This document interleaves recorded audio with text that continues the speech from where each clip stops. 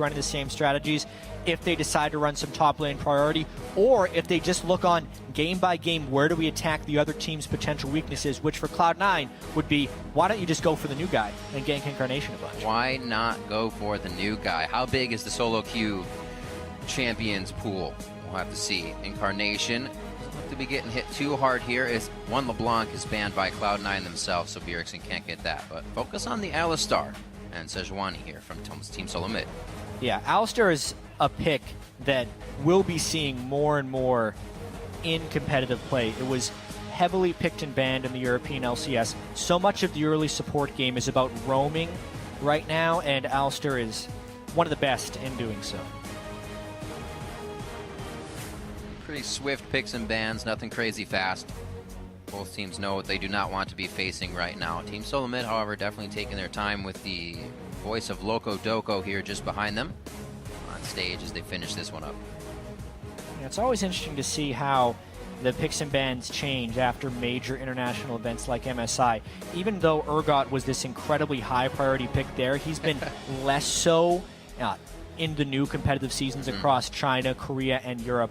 And now North America gets a chance here. Rumble, actually, the first pick. Same as it ever was for both. Same as it ever was. And that Ashe ban as well. You think about the changes that just happened to her and the synergy Sneaky and Lemon used to have with Ashe and X lane. So could be very big for them coming this season with those changes. The Rumble, however, gives Cloud9 a bit of objective focus already here. Yeah, and I really wonder what TSM's going to end up doing here with Alistar already being banned off the board. They may just look to try and take Thresh. Those might be the two major supports these guys are trading against each other. I also wonder if we're going to be seeing a Rek'Sai early pick. Not from TSM. Maybe Cloud9 picks it up on this rotation. Could be. A lot of Medios to be a little bit more aggressive in that early portion of the jungle. Gragas is still up if Santorin wants it. We've also seen a little bit of Evelynn here and there kind of making her way back into the scene as well. Yeah, here I actually wonder that the Urgot is a flex pick between the AD carry and mid lane, although Wild Turtle hadn't played Urgot in competitive play, so when TSM picked it, it was typically a mid lane pick, but we've had a large offseason here where he would have had a chance to add that to his pool. A lot of damage coming out of C9 here with those Gragas, picks. Of course. Gragas goes in. The Rek'Sai might just sway to the side of Team SoloMid. Yep. Giving that to Santorin. The Thresh pickup here for Lost Boy. Very good. He can definitely have an early aggressive game, get himself into some sticky situations, as well as get that Lantern in for Santorin to get himself into some scary situations if they're roaming together early. Yeah, a lot of versatility from that Thresh pick. The Gragas and Rek'Sai, probably the two most potent junglers on this patch, thanks to some of their early game pressure, which will be fairly critical in this game. I mean, even if we just look at Cloud9 versus TSM playing in the North American Spring Split Finals, we saw lane swaps every game. We saw a lot of early game jungle mind games. Absolutely. And having that early strength is pretty important. The fact that TSM's been able to lock down Maokai and Rek'Sai, just all the CC and tank coming through them is pretty potent, which makes the Kog'Maw pick actually pretty nice. It's actually something we were mentioning at MSI as well with the lane swaps and the fact that they didn't, and even themselves being kind of set back with, we lost with our perfect composition. And that's not something that can happen if it's the champs you need to get right off the bat. And you have to wonder if the perfect composition for the team, you know, how does TSM respond to that coming back into the North American LCS? Do they think that they had the meta read improperly and they then change what their perfect composition is? Or do they judge it just based off of execution? It's always that interesting back and forth, and you never know how a team is going to respond after devastating losses. It's also very clear that that's a Kog'Maw mid for Incarnation. Yep, Sivir Nautilus making it all the way down. I mean, there's a Thresh on the board already, but it was a Bard Hover, yes, indeed. Sneaky and Lemonation getting two of their favorites, actually, in these pickups here, and as well for the team to either get out or get in to some crazy situations. We are looking for the round off here from Team SoloMid. What will they try to counter with? Give themselves the upper hand in this composition. For the Twisted Fate, we've seen Bjergsen kind of stray to the wayside of his compositions. We saw the Cho'Gaths coming out at the end of the season there. Haven't really seen too much of that, however. Turtle put in a lot of Urgot practice after MSI, so he could successfully run it as a flex pick, which means now TSM could counter pick that mid lane if they want to. And speaking of which, all champions are enabled on this LCS patch. Victor had been disabled due to a health bar bug for the largest portion of that last split. But he's healthy now. Now he's back. He's healthy indeed. Last time Bjergsen was playing this champion was IM Katowice, where he was crushing with it. We'll see how this goes now. I'm glad I get to get a Victor game with you, chat. This is going to be fun. It's about time I get to cast Victor. He's been one of my favorite champions for years. It'll work. We'll see if Team SoloMid can keep their right head. We heard a lot of the teams saying it was something they couldn't fix, just a tilt of communication, and it could not be righted within the games. Well, they're already in the game here, so hopefully the ship, as I said before, is righted. Cloud9 looking to see what Incarnation can do. What's your idea for this? Do you help that guy out or kind of let him flourish and see what he can do here in his first stage appearance? Well, on AP Kog'Maw, specifically for Incarnation, he's going to have to be turtling out a fair bit of the early lane phase. So if there's a lot of pressure, the only thing that he should be vulnerable to would actually be diving, which generally means I actually think Meteos is going to be more looking to help the other lanes and kind of leave Incarnation on his own. We'll have to see. Charlie getting the notebook from Lemon, making his way over to Loco Doco as the coaches shake hands for our first game here. Coming in to the 2015 LCS Summer Split. It's been a little too long since we had LCS. I was itching yesterday watching the EU games. I was like, I want to cast this fight. And now we get the chance, Patience. and everybody gets to watch because it's going to be amazing. Head over to Twitter while the teams load into the game and share who you think will get the first win of the split. Tweet hashtag C9win or hashtag TSM win as these guys make huge plays to @LOL Esports. We'll see how you're voting in just a few minutes. Everybody in the crowd is ready. A huge 10 countdown as the show started. And you know what? We're about to be on to the Rift and get our first game underway. Cloud9 versus Team SoloMid. We're on the Rift. Good to be back. Good. Cloud9 versus TSM. We got some staples. Balls' Rumble in the top lane. Incredibly impressive competitive record. But we also get to see Wild Turtle's Urgot here, as well as, of course, the debut of Incarnation on AP Kog'Maw in the mid lane here. Credit to Turtle for learning that Urgot. Not a lot of AD carries like to play Urgot. They all have to, though. They all start to game. have to. And Bang's going to start doing it all the time. You got to be able to hit that on an international stage. Got to get your dance off. Make sure you're limber. Stretch the hammies. You don't want to pull anything. And everybody's getting ready to go in for the fight here. Interesting how both teams were actually posturing for a potential five-man invade. Mm-hmm. These teams had been doing defensive line openings for a large part of the split, and now it's actually TSM who bullies their way in for wards.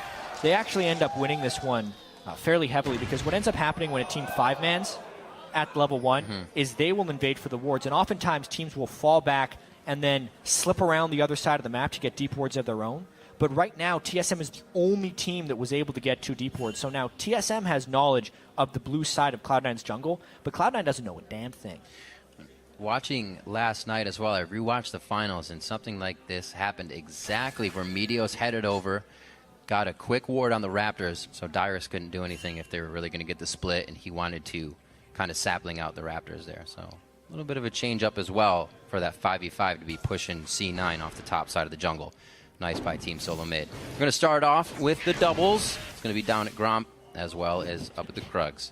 Bjergsen with the one little Raptor to maybe surprise Incarnation to level 2. Interesting, actually. He got those because of the saplings. So he's he at got 6 now. He got all 3. He got the 4, yeah. Or the 3, sorry, thank you. I mentioned Fog of War. It was the sapling start from Maokai. One spell over from the mid laner gives him that. Heck yeah. Typical TSM, sacrificing Darius' farm a little bit for Bjergsen, but it's a pretty common tactic among Maokais. Interesting how Balls was actually prepping a double jungle with Meteos where he helped with red, but then he realized the lane swap wasn't going to happen, so he had to teleport up to the top lane right away. This will actually give Dyrus an advantage in that top lane. Push out quickly as well to Bjergsen. They make sure to put a mark on that mid lane immediately and try and make him at least blow a flash. Nothing, though, as he's playing it safe for now, but you can see right off the bat, if you can get Incarnation just a little bit, they're going to try to, even if it was just a few CS or a bit of health. But so far, it's working in favor of Bjergsen still because of that knowledge. And now Dyrus moves in. Yeah, a lot of this is just based off the knowledge that was gained by TSM from the level 1. They had the deep wards, Cloud9 didn't. Therefore, Cloud9 had to guess where TSM was going to be, and they guessed a little bit wrong. So Balls was late to the top lane, which allowed an invade from Dyrus, which gives even more knowledge now to TSM, meaning they know where the Gragas is. and it allows TSM to play the rest of the game with knowledge of the jungle. And really well done by Dyrus. Still up in CS, even leaving the lane for that situation. So just timing everything perfectly. This is going to give Santorin time to work on whatever he wants. He's already down inside the Raptor camp on the side of Cloud9. Just getting some wards in. He wasn't able to pick up some resources just yet, but he does sneak right around Lemon there. I don't think he saw anything about it. Maybe he did. He's heading back down. Thinking about a counter gank here if it happens. Interesting sneak there by Meteos. He's waited long enough from when he was in his jungle that Dyrus would be playing overly passive to not do much, but the wave's in an interesting spot here. It'll be tricky if they wanted to gank Dyrus. Meteos, not his usual self here. He usually spends a larger portion of the early game just farming instead of doing a very slow through the top lane gank. That's going to set him back a little bit and maybe open up an opportunity for Santorin to pressure. Slowly waiting for one more step up, waiting for that wave to collapse in as well. They can't get the gravity field out in time. Incarnation flashes away. Got used to saying that name. And his flash will be down. Maybe a rinse and repeat here for Santorin. Yeah, I mean, we can talk about Victor for a little bit here. Early on in the laning phase, he's not devastating, but Kog'Maw's early laning phase is also quite weak. Adding to the fact that Rek'Sai's early ganking needs to be respected, and the fact that Bjergsen has had knowledge of where Meteos has been the majority of the early game, kind of explains this large CS gap that is opening up, just based off the knowledge and the general matchup. Bjergsen playing it very well, and maybe Incarnation could have picked up 2 or 3 CS that he didn't time properly with his last hits, but outside of that, there's not much more he could have done. Saw a few of those Qs actually just missing some CS, and they died to the minions as well. Maybe some jitters. Definitely already getting more help from Meteos here, so on the side lanes to do what they can to keep the pressure onto TSM, coming from Cloud9, I should say. They can't afford to fall behind with what's happening here in mid. Yeah, Bjergsen, wow. 47-19 after he's able to shove that up. Plus, Bjergsen gets to back with an ideal amount of gold for Victor. Victor generally wants to back with 1,000 gold, or in this case, 1,350 gold. So not only can he upgrade his Hex Core for his E, which will now shove in Kog'Maw even faster, the upgraded death rate, he also picks up boots, which are another very critical thing for Victor. The way his trading works, if you want to get the Q auto attack harassing, you need to be faster than your opponent. Since Incarnation couldn't farm up and get tier boots, instead just a tier, Bjergsen now has a move speed advantage on him as well, which just adds to how much pressure Bjergsen can put out as Victor mid here. See where Santorin decides to go. Looks like Bjergsen should have a hold on this, so we may get a little more effort to the side lanes from Santorin. Everything seems safe, though. Charging up the tiers, Wild Turtle in the bot lane. It seems like they have come into this one with a straight head on their shoulders, and everything is at par right now. Balls in the top lane, 44-45. He didn't really have a CS deficit, but he has completely evened out the few he was behind. Neither of those guys have backed just yet, so if a teleport were to come into play, they're only going out with these first items that they purchased. A little aggression for the Scuttle Crab, but I think that's all we're going to get out of this. Yeah. I think you are correct. A lot of river control here by TSM. If you look, they control both Scuttle Crabs as well as having some wards in the river. And it's only ended up costing Santorin about 3 CS against Meteos. It's been a very solid early game by TSM, and honestly, just a very well-played laning phase by Bjergsen. It's one thing to talk about someone's general mechanics in the mid lane, oh, they land a lot of skill shots, oh, they get solo kills. But one thing about Bjergsen is, not only does he know how to zone people off CS, the CS that he can actually get, he almost never makes a mistake with a last hit timing. Getting pretty much everyone. And you say that's, as he misses one. You say that's easy, but honestly, even pro players like Incarnation miss several throughout the course of an early game because you're trying to keep everything else on track. Jungle timings, ward timings, harass windows. But Bjergsen seems to manage it all most of the time. The thing is, it escalates even more is when you miss the earliest waves that give you 2, give you 3, and have allowed Bjergsen to push Incarnation out of lane. Now that he misses a few, it's still going to hurt, but he wishes he did not miss those early ones right now.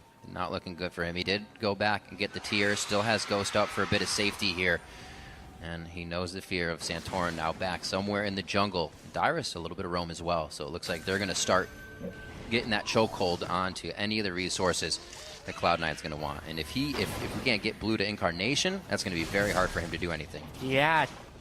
They've been able to push Incarnation back. He couldn't get boots on his first timing. He did get the tier, but now they know exactly when he's gone back to base. Not to mention, Dyrus has been able to take his early experience advantage and make it so Balls never gets control of that lane. I mean, this is procedural play here by TSM, but they're doing a very good job of it. It doesn't even look like they will give it a thought either. Incarnation runs right up the lane. He's going to try to get as much CS as possible as it crashes into the turret, and everything going the way of TSM here with a 2K lead just 9 minutes into the game. Or 1K lead, sorry.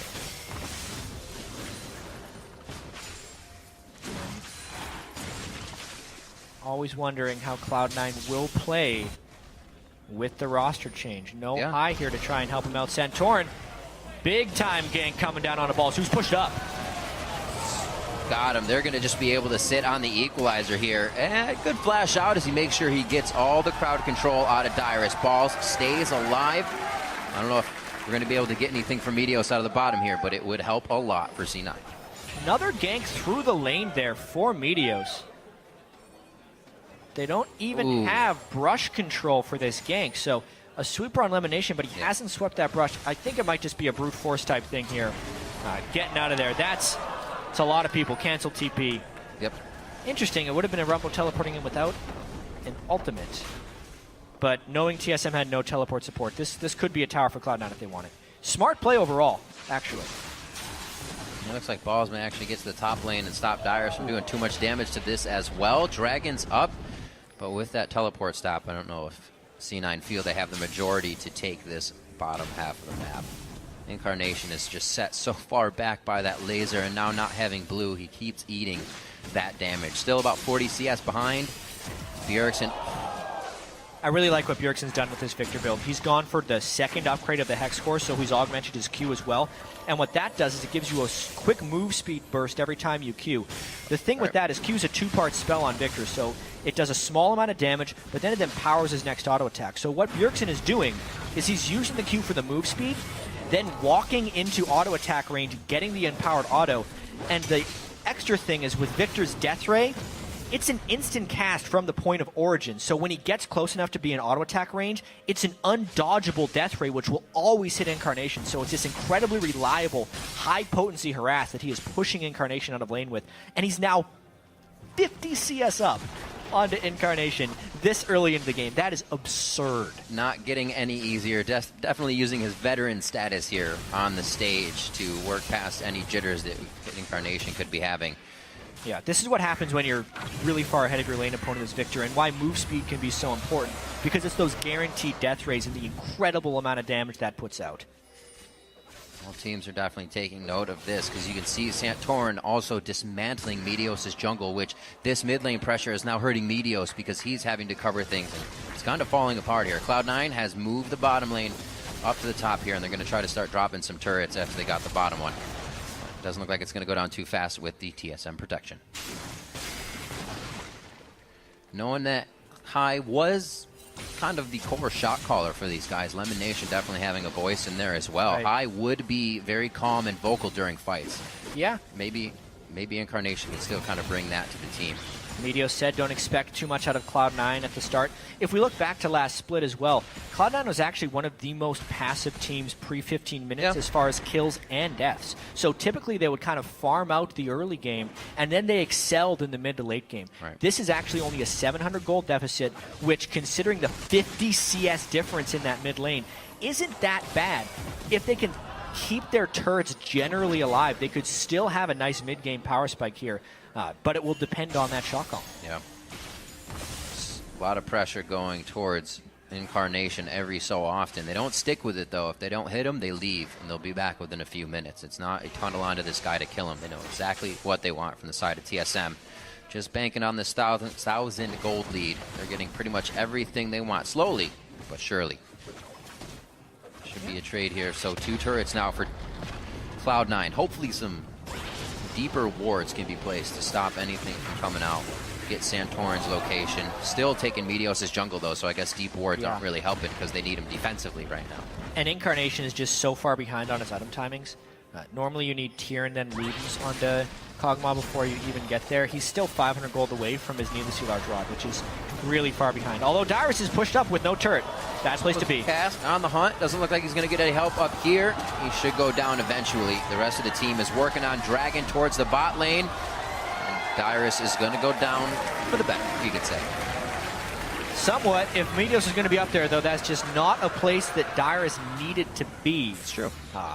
Not necessarily respecting the move speed buff from Sivir and the chase potential of Gragas. But, of course, the team was getting Dragon, so at least they win something out of it. All right, so first blood goes down. TSM also grabs themselves a turret in the bottom lane previously. Jeez. Once you get that death ray maxed up on Victor, you just don't miss CS. You throw one death ray down the line and you clear it, which gives him a lot of roaming potential as well. Knowing blue buff shall be up shortly. Yep. They're going for that one again. Let's see now whether TSM can lend the proper support here. We could be in for our first big fight over this blue buff because Kog'Maw needs it to continue to farm. That's another reason that this has fallen so far behind for Incarnation, because he can't farm from close range. He runs trying to spam his ultimate for farm. He's already half mana here. They can't help. He's not coming out of the mid lane. Balls is still staying in the bottom, trying to get a hard push on down there. And TSM can just rotate to the top here. Bjergsen's obviously going to protect mid, but they may get a fight up there that they want. Santorin using that tunnel placed quite a bit ago. That's the one he actually just ulted to. We saw that happen in Balls' first gank. So Cloud9's not really even in their own jungle to clear out these wards, to clear out these tunnels that are being created. They're not really getting the fundamentals out. Yeah. It's making it easier for TSM to make all of these moves. Right now, again, brute forcing them off a turret. Cloud9 has had to find these when TSM is away and doing other things. And wherever Victor moves is where Cloud9 has to move away. Yeah. Because of how strong Bjergsen is right now with that 161 CS, less than 16 minutes into the game. More than 10 CS per minute at the moment. So it's a rotational game right now for Cloud9. They do not want to fight TSM, and it's on TSM to force the right objective moves and not get themselves out of position, because team comp-wise, there's actually some really good mobility on the Cloud9 side. The Nautilus-Sivir combo, as far as catching people out, is very strong, not to mention the Gragas initiation, so it's feasible for Cloud9 to get picks. They just have to not be outnumbered when they do so. I can't recall. Does Victor Ultimate stay alive when you die? Yes, but it will not follow the target. Okay, right. So it stays still. You no longer can control where it goes, but it'll definitely persist. Because I'm thinking if they bounce Bjergsen in, he could die fast to this composition. But if he gets his ult out as well, that could be a severely big error, or a severely big error. So we'll have to see. Definitely an option to get the fight in there. They have to get a good flank on. Some forward wards placed by Cloud9, or at least catch TSM when they feel confident enough to go back in for blue, go back in for something that's not theirs. But right now that's difficult because everything seems to be theirs in this game. Just 16 minutes in, coming out very strong for the first game of the summer split. And it seems like, well, they may have righted their wrongs to MSI. That was still international, so that will loom. Yeah. So we get to see them play that style of game again. Well, they haven't fallen behind in the early game, but they also haven't made too many aggressive moves. That's also because Cloud9 has been conceding a lot of things early on in the game here, and they still have to be wary of when Incarnation eventually finishes his Luden's Echo, which already 17 minutes into the game with this tier is very slow. 410. As far as Luden's Echo timings go, it's a 1,400 gold deficit he faces to Bjergsen in that mid lane. That's almost the whole gold deficit for the game. It's just based off the mid laners right now. But he finally finishes Luden's. Oh, there's one good thing that can come of this is he will now know that Bjergsen is going to come at him hard in the mid lane. He did not give up one bit. He definitely took it to Incarnation as he would any other. And Incarnation did not know what was going to happen. Even with the pressure of Meteos in the beginning, Bjergsen said, oh, there's Meteos. Let me pressure even more now. Yeah, just so far a good plan here by TSM. Nice little 5-man invade. They catch Cloud9 also sitting with 5. They're able to get deep wards at the start of the game. TSM then tracks Meteos very well through the early game. Bjergsen gets his first item timing when Incarnation does not. He uses that to bully the lane. The rest of the matchups have been going fairly well for TSM. The roaming hasn't provided any kills really for either support, but the carries themselves are farming up fairly well. Yep. Only one death for Dyrus in the top lane, and that's all they could find. I mean, that's what teams try to find. In the end, that was only the first kill that really Cloud9 could get out of it. And Dyrus said those reasons really because he doesn't communicate to the team much. The way it's pushing, like you said, the jungler's top, I don't need to be here kind of thing. So, you may not see that happen again for them. We also saw both of these teams go through last season with many games where they had a lot of very low kills by the end of the game. Especially when Cloud9 would win games. They'd win games like 9 kills to 1. It's when they started losing that they started doing crazy things. Yep. The unfortunate thing about this game is they are losing, but they're not really trying to take risks to get back into the game. They're probably just waiting for Incarnation to hit some better item timings and actually land poke before an objective, but he's just been so far pushed out that he's been unable to do so. The Ludens is there. Still, though, the mana just drops as soon as he starts to throw it out. Because he can't get his own blue buff. Yeah, using the consumables right away. Just tickling him right now. Dyrus been able to get a lot of MR. It's another thing. Cloud9's put a lot of AP into this one team, which is allowing TSM to put some pretty heavy magic resist on their members early. Bjergsen with the Abyssal Scepter. Great buy in this situation since it's Rumble, Gragas, and Kog'Maw. So much aggression. Hooks coming out, the lasers, Dyrus walking in as well. TSM wants this fight, whereas Cloud9 is kind of saying, we can only take this if they make a mistake. And they're already backing off wholly from this, knowing they don't have the wards, except for one right there on Wild Turtle. Slowly moving back in. Lemonation looks like he's going to be the meat wall in this one. Sneaky's still holding the ultimate. Yeah, TSM will take a fight if Cloud9 engages, but don't expect TSM to go crazy here. Nope, there's Dragon. They also have crab control. It might be difficult to fight in, even with on the hunt, and they make it out alive. Doesn't look like there's going to be much of a fight anywhere for that one. Another Dragon over to TSM, and Cloud9 hadn't even been pushing middle, something we may have seen previously, that they kind of take control of something, move TSM off it, but they're a little late to that. Yeah, kind of in between decisions that they need to make. Right. Whether it would be hard pushing mid lane or going down for the Dragon. They're just giving this TSM team a lot of respect, but kind of sticking in the game, right? They're not falling too far behind. The Dragons are starting to stack up. Baron will become a threat, but they've only lost their outer turrets. So they haven't had that back-breaking moment yet. They're just getting kind of scratched out right now. Watch this. Near impossible to push this guy in.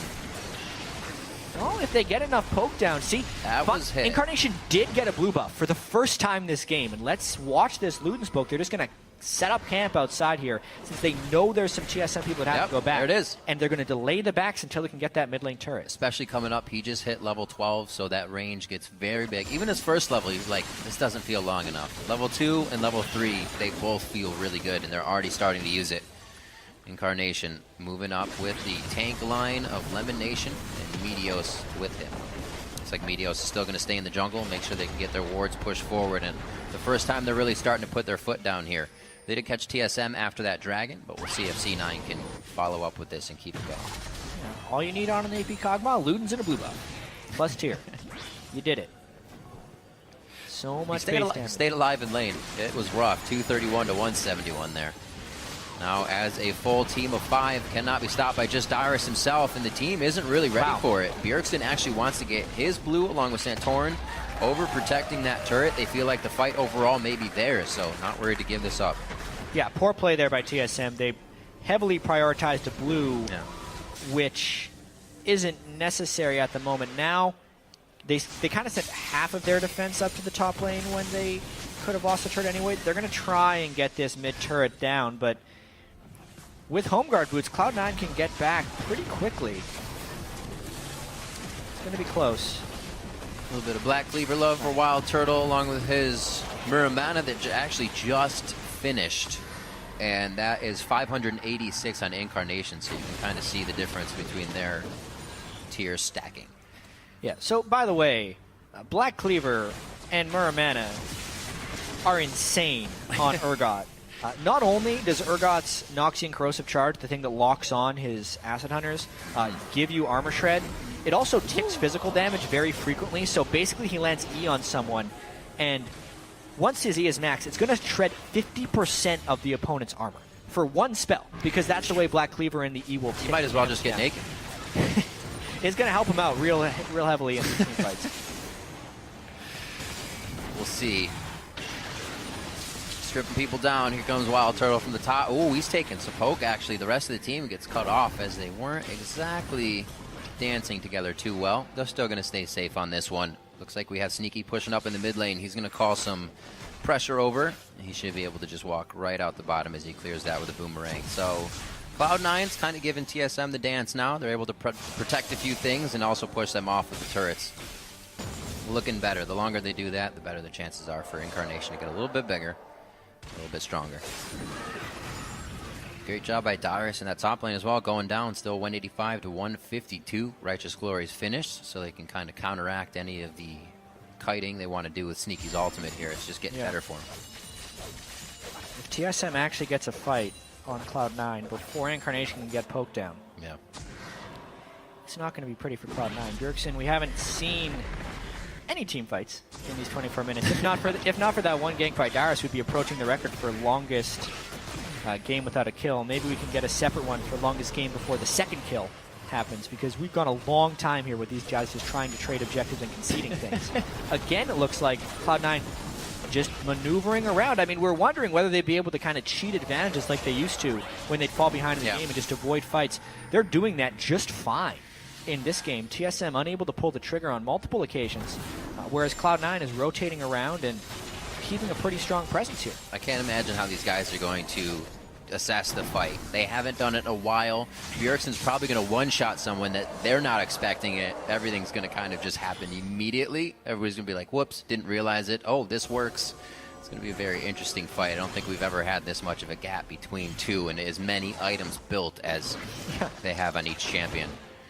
1-0 though, 25 minutes in, as both teams are weary of making that big mistake. Yeah, well, this is where the dragon denial actually comes in. Notice how Cloud9 conceded the first two dragons, but that dragon number 3 is often the straw that breaks the camel's back in many situations. Oh, there it is. On the hunt, throws down the gravity field. It flashed over the wall. Death Charge is going to go off to the side, and they are right onto Incarnation. They let him run through the lane, and then they actually flanked Cloud9 on their own initiation. Team SoloMid now onto Lemon, and it looks like they will be able to continue down the pressure right to the inhibitor turret. Yeah, that's a lot of stuff taken by TSM. They get to choose their own adventure here. Where do they want to take the advantage? Because there's Dragon coming up, there's Baron already, and there's a maybe push down the mid lane. Maybe indeed. It took a little time for the minions to get there, and it gives Sneaky enough time with the team to just, the ultimate objective. The ultimate objective, enemy's blue buff. Indeed. Unfortunate once again for Incarnation on that, and the one fight they tried to take only gives 2 kills over to TSM, so you can still see how careful they are about taking these. Well, TSM wanted to double team that blue buff, which means Cloud9 might try and harass this dragon a little bit. It's going down low. Balls and Sneaky trying to 2v3 that turtle damage onto Sneaky. Already half health, 2 shots. Great spell shield to stop the last one.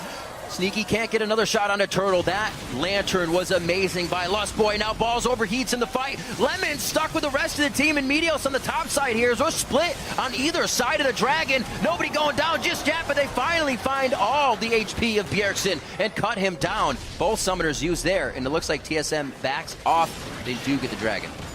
Yeah, TSM tried to take a little bit too much there. They wanted the blue buff and the dragon, and then that ensuing fight actually led to them suffering a casualty there. Bjergsen lost his blue buff, even though now he's been able to pick up a death cap, and Cloud9 kind of stays in this a little bit.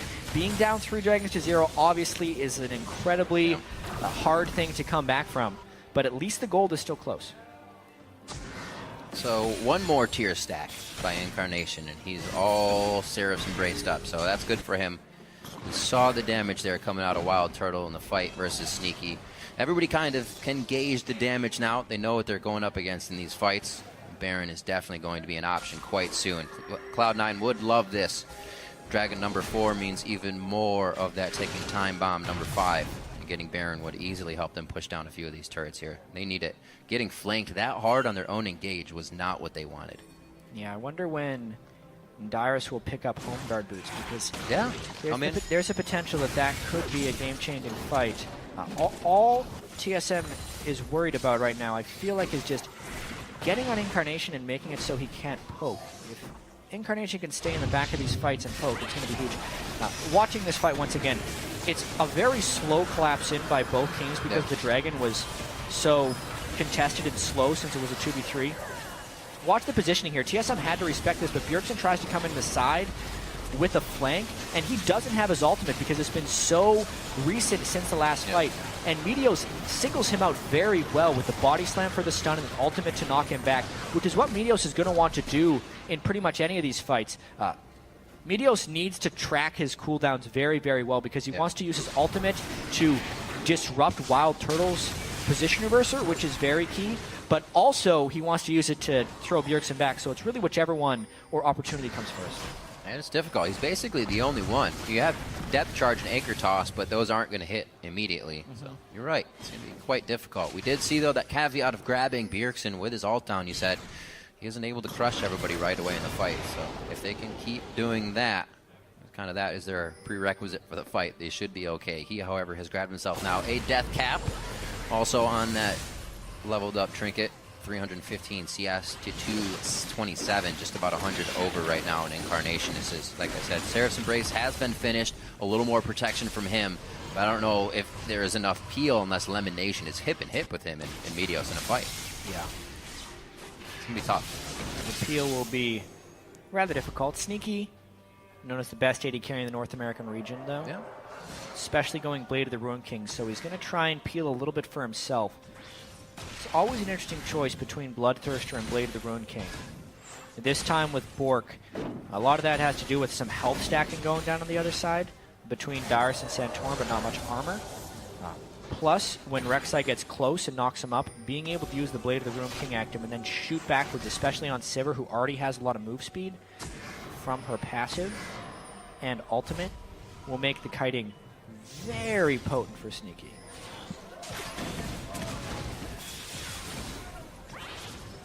3%, 47, a very, very close vote between all of the fans out there, and a very close game indeed. There is quite a difference between the mid lane, but Cloud9 is keeping themselves in this one, holding on to the last few rungs of the ladder. It's looking shaky, though.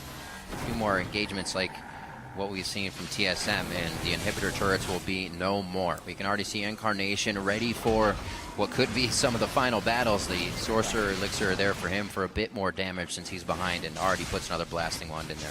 Yeah, meanwhile, Bjergsen's already consumed his. Bjergsen's sitting on 640 ability power right now. A massive amount for only being 31 minutes into the game. And they're just trying to control this blue buff area. I mean, if TSM gets enough vision up and keeps Cloud9 out of this area for long enough, they don't actually need to worry about having sweepers down because they would be able to keep them out and know there's no wards. But honestly, it's really all about just this blue buff denial over and over, so Incarnation can't poke them. Oh, he got it! Did he? Caustic Spittle for the win. Whoa, that is such a huge potential swing. With the blue buff onto Kog'Maw, it means TSM can't safely go in for this Baron because the poke can persist from Incarnation's Cog. What a game-changing steal there. Big. Now they have even more wave clear as well, so coming up to the turrets for TSM gets that much harder, that much easier for Cloud9. 40 on Dragon, a pivotal time here to get that blue buff, and you can see Incarnation. He's not spitting out loogies willy-nilly. He's still got a full mana bar, and he is waiting for the fight to commence. Slowly but surely, the teams now are warding each other out here. Meteos actually gets popped, so he's forced to use the Raptor. And it looks like they are going to be setting up 20 seconds before I think we get our first real fight here in this game. Both teams are going to have to take it. Number 4 is too big for TSM. I'm a little confused by Wild Turtle's build, but that's not relevant right now. They're going in. Nice catch on a Bjergsen. That was Bjergsen and Turtle actually hit by that, or Lustboy rather. They start to back off of this one. They should be okay. Sivir ultimate's used on that one. I was just saying the Righteous Glory would bring them back in range and kind of negate that distance, but everybody had a little too much yardage on each other, and now back down towards the Dragon. They remember the objective at hand. And it looks like still, now that's actually, pretty huge. I should say Equalizer down, as well as Sivir ultimate. 3 ultimates down for Cloud9. No ultimates down for TSM, although Bjergsen is sitting at half health without heal. Tries to zone there. This could be Dragon 4. It is. Dragon TSM should 4, fight. that puts the timer on. C9 has to do something big before 5 comes up. That's 6 more minutes, and so far 1 kill onto Dyrus is going to help that cause. Looking at Turtle now. Lustboy puts up the box. That's going to stop the rest of the team from clearing through. It's the flash body slam on a turtle. Balls picks up the kill. Anchor toss just missing Lustboy, but there should be enough to take him down. And that's Incarnation with the living artillery, picking himself up one. 5-3 now. Cloud9 on the board with a few more kills. Such a strange fight right there. Cloud9 was down 3 major teamfight ultimates, and TSM had all of theirs, yet they decide to split after the Dragon fight, not commit for anything powerful, and just let Cloud9 kind of just mob through them. Yeah. Even though I think TSM would have won that teamfight, TSM got 4 Dragons, but at what cost is the real question. This Baron's going to go down.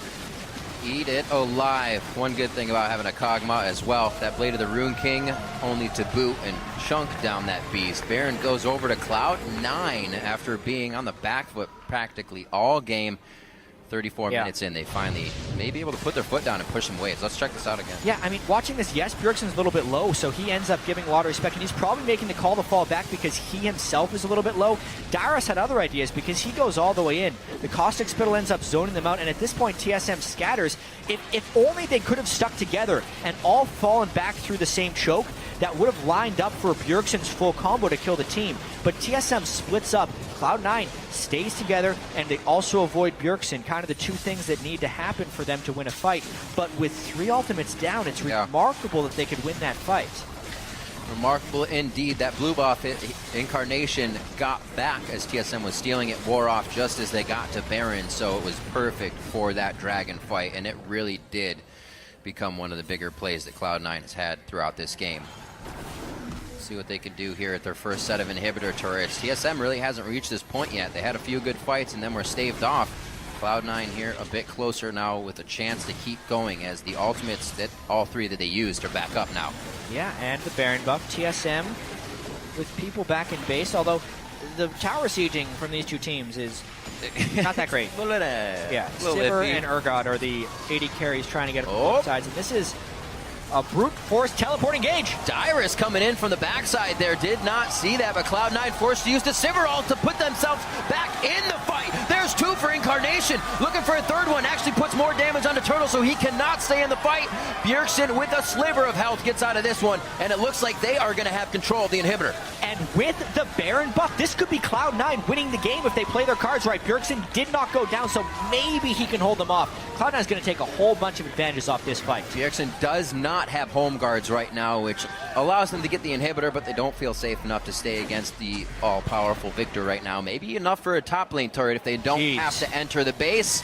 They're going to have to be careful. That damage onto Incarnation makes them think twice. They lose a bit of auto-attack damage onto the turret, and they may not have enough to clean this one up. Lemon Nation gets taken down by the Afterburst. You can see these powered-up mid laners at this point in the game. Even though Bjergsen is out-farmed Incarnation by 100, the fact that the late-game Kog'Maw with level 16, just an unreal range on Living Artillery. It's basically the whole screen. I think it's about 2100 at the max rank. Plus the Ludens proc and all the magic pen he's put through. I mean, Incarnation is hitting like a truck right now. He is only going to get stronger. Just watching this fight, TSM, I don't think Cloud9 is going to be able to siege that turret, but TSM decides to go in anyway with Bjergsen really far behind. The Equalizer ends up zoning him. Look at how much had happened in that fight before Bjergsen is even involved. Dyrus was completely killed. Cloud9 is the one with the better team fighting play right here. They just brute force their way into that turret. Balzonia's is the aggro away to stay alive, and Bjergsen has to respect the Kog'Maw Living Artillery because he was late to the fight, and by the time he arrived, it was over. 3-1-4 now. Something I really like about Incarnation's play already is that he kept a steady head. He wasn't trying to go for the blues when they were stolen. Looks like they could actually pick up Dyrus once more. Lustboy there to save him by the skin of his teeth. Very nicely done. But as I was saying, Incarnation wasn't trying to be scared and get his blues back and then die for getting his blue. When his blue was being taken, he went to mid lane and he just farmed. And he got what he needed to, knowing that that would be the safest thing to get him to a point where he could do this. And we always wonder where Cloud9's strengths come in. Their last split, they were not that crazy early game team, but it was their mid-game rotations and late-game team fighting. All those things are kind of showing true right here. Is this high in disguise? He loses laning phase and then he makes good calls and plays for the rest of the team throughout team fights. This Incarnation guy has been playing these team fights great as Kog'Maw. Now they have the wave clear, and this game's about to come to a head here at the 5th Dragon. if Cloud9 doesn't get this one, it's hard-pressed to come back after 5. It's really hard to come back from 4-0. The only time I can remember it happening last year is when COG actually had 4 dragons on TSM. Yeah. And then they won some fights around the 5th dragon time. Role reversal right here. TSM knows what can happen even if you have 4 dragons, especially now that they've lost a couple team fights in a row and don't have vision control. It's got to feel weird when you think your upper hand is when you force 5th, and now you're afraid to force 5th, but you're forced to force 5th. A lot of forcing. Watch the pre-fight poke here from Incarnation. That's the key. He has a blue buff, which is huge, and they end up fighting up top. Incarnation's around the wall. That's Balls looking to throw down. Go back and forth. A lot of good damage done on both sides here. Mostly the elimination, though, is look at TSM's health bars. They aren't feeling too good. That's the equalizer. Splits Dyers from the team, but only for a little bit. Goes for the flash body slam just in the middle. Did not get them. And they're able to react. Bjergsen very low, but still fighting from the outside. And that's going to be Turtle going down. All summoner spells used by him before he got that off to give the team a little bit more oomph in the fight. 50 seconds just about on the members of C9. There's another one down as Bjergsen pretty much one-shots out in elimination. TSM is just kind of getting the stragglers right now of C9. After this Dragon, it's going to be a very hard push, possibly towards the top lane if his bottom wave isn't pushed fast enough. Yeah, Meteos went for the hero play, but he couldn't get the stun or knockback on a Bjergsen. That's what ended up losing that fight. The poke is still pretty immense, but the blue buff is gone from Incarnation. Here we go. Dragon goes down. That is going to be Santorans. They have 5. They have Aspect. And top turret, rather, bottom of the inhibitor is taking some damage. Woo. So 5 dragons for TSM. They managed to survive that fight. That means a whole truckload of AP because that doubles all the previous bonuses, which is massive for Bjergsen. The minions end up taking down a turret on the side. Oh, so close on TSM's Nexus turret as well. The minions were so close to taking that down. They home guard off the base. It should be all right there. And TSM gets back to repair on that one. Wow, that Nexus turret has about 200 HP. So because of the double bonuses from the 5th aspect of the Dragon, and the fact that the Hex Core already gives 168 ability power to Victor, Bjergsen's sitting at 891 AP right now. I'd say that's a lot. The rest of TSM still pretty tanky, but honestly, Aspect of the Dragon helps you within a team fight. Yeah. If TSM can't actually get fully engaged with Cloud9, which was kind of the struggle at the start of that last fight, and if Incarnation can successfully poke before a fight, Cloud9's actually still in this one despite being down 5 dragons to 0. Also, as we saw in that play, which had to have been set beforehand, was that promoted minion taking down that top inhibitor turret as well. So Lustboy had already thrown that on throughout the Dragon, minion. the Fiasco. They had things planned ahead. They're setting the chess pieces in order before they really need it. Oh, the red carpet laid out for Team SoloMid nicely from Balls there. They're going to take quite a bit of damage. It may be enough to finalize a few kills in this fight. Balls over the wall, but then he just Sanyas, and he's able to keep enough damage onto Lustboy along with Sneaky to get another kill. That's going to be Balls going down by the hands of Bjergsen as he starts to make his way out with Turtle. These guys are trading back and forth very nicely on priority targets. What a fascinating game here. That actually counts as a win for Cloud9 because all they're trying to do is withstand this 5th aspect of the Dragon buff. It's a 3-minute buff. It'll fall away in about another 65 seconds, so TSM may have lost their ability to force Baron with the 5 Dragon buffs, and this is all because Cloud9 was willing to make a call and go in aggressively. As soon as they see Bjergsen isolated from his tank line, they throw down the Rumble ult. That's immediate. Then Meteos just goes to look to separate them. Bjergsen back, Santorin forward, and the rest of the team is there supporting damage. As far as team fight coordination this game, there's been one small misstep from Cloud9, and that was in the 5th Dragon fight where Meteos missed his flash body slam. Outside of that, it's been Cloud9 finding the small windows to take down TSM and making it count. Incarnation getting another blue. Very necessary for him. We already see Elixirs coming out and a few other champions. Balls has one. Sneaky's picked up a Quicksilver Sash, easy to say. Looks like everybody's getting the full items here. You're not going to be able to do much more on either side. A promoted minion also just came out from Lustboy. It looks like that was just right down the mid lane. Yeah, it's always good to track those guys. Where did he put it, actually? I'm trying to find it. Somewhere. It'll pop up. Yeah, either way, this is now... The 5th Dragon is gone. So Cloud9, if they were able to fight them with the 5 dragons, they can definitely fight them with 4. Knowing there's no turret behind TSM, you can see TSM actually has to give this a fair bit of respect. Death cap completed onto the Kog'Maw as well, so he's a full item behind Bjergsen, but just as potent in teamfights, just because AP Cog is ridiculous.